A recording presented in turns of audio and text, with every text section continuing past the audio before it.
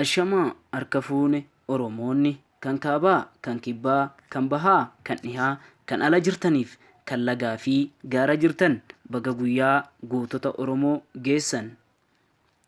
Oromoo amantii itti dhalanne, Oromummaa irraa dhalanne. Oromummaan dhiiga, Oromummaan eenyummaadha. Eenyummaa immoo eenyumtuu sirraa fudhachuu hin danda'u. Eenyumtuu sirraa ciree sitti biqilchuus hin danda'u. Amantii immoo tokkorraa tokkotti jijjiirrachuun ni danda'ama. Oromummaa garuu jijjiirrachuun hin danda'amu. Maarree egaa yaa lammii koo nutis akkuma abboota kalee imaanaa ofirraa qabna. Abboonni kalee amantaa wal hin qoonne, gandaan wal hin qoonne, kutaan wal hin cirre, maqaa hamaa diinni kalee nutti baasen wal waamaa, haamilee jiruuf jireenyaa wal hin cabsine.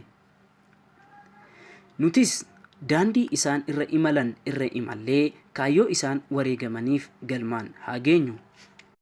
Barri isaa bara 1980 ji'a eeblaa 8 guyyaa 15.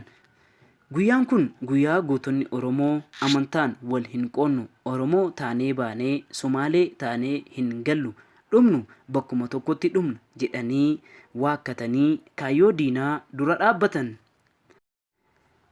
Irraa hin oollee achuma lafa Shiningaa jedhamutti wareegamanii boolla tokkotti awwaalamanii dhalootaaf immoo dungoo tokkummaa ibsan. Guyyaan kun guyyaa gootonni Oromoo tokkummaaf lubbuu isaanii akka dungootti nuuf ibsanii, lafee isaanii akka abiddaatti nuuf bobeessanii, foon isaanii akka kophotaatti nuuf aarsan.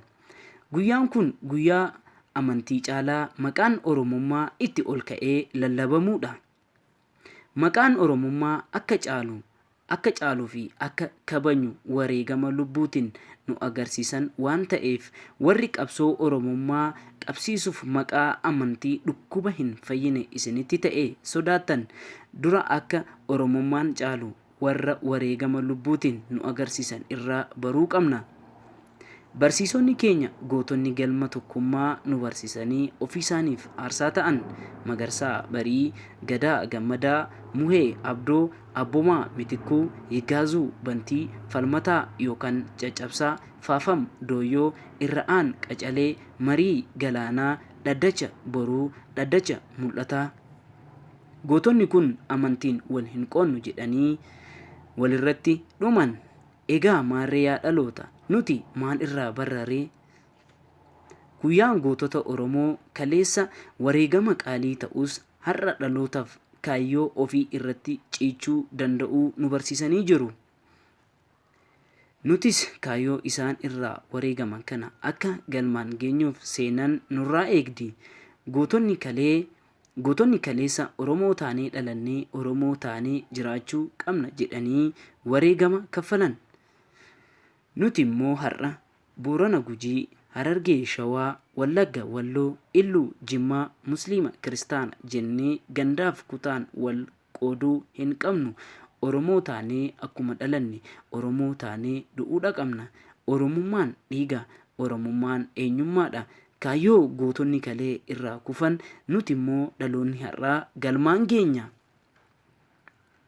Mootii badhaasoo irraa Horaa Bulaa Deebanaa yoon dogoggore na of kolcha.